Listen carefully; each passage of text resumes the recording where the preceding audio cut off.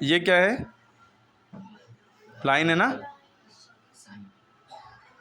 एक दूसरी लाइन इसमें यूँ जोड़ दी हमने, ऐसे ये लाइन सेगमेंट ही, या तो ये समझ लिया अगर एरो एक तरफ एरो बनाए तो समझ लिए रे है, दो रे हमने जोड़ दी यूँ, जो ये जो इतनी जगह दिख रही है आपको ये कहलाती है एंगल।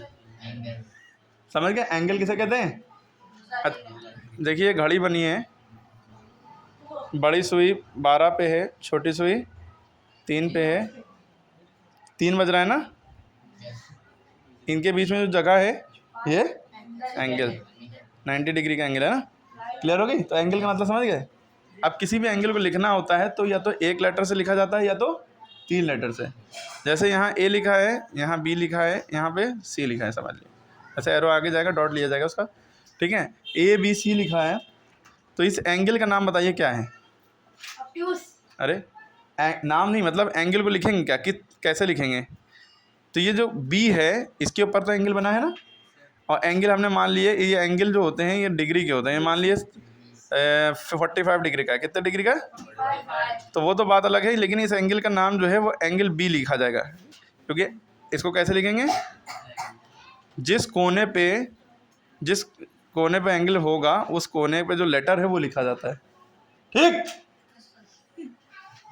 दूसरा तरीका इसको लिखने का ये है, एंगल को लिखने का, कि 3 लेटर से लिखा जाएगा।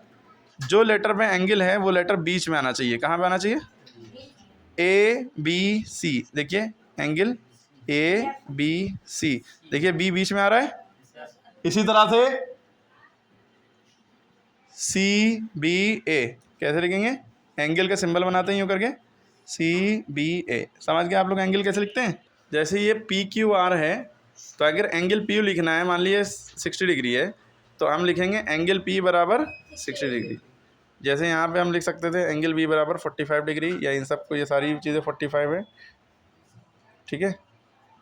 तो एंगल पी बराबर 60, पी को एंगल पी को और दूसरे तरीके से कैसे लिखेंगे? पी बीच में आए, क्यू पी आर पहले क्यू लिखो, पी आर लिख दो, या आर पी क्यू लिख दो। जो एंगल है वो कहाँ पे होगा? ठीक है, 60 डिग्री। अच्छा एंगल क्यू 40 डिग्री है। अब इसका आंसर आप कमेंट में बताइए कि कैसे लिखेंगे, ओके।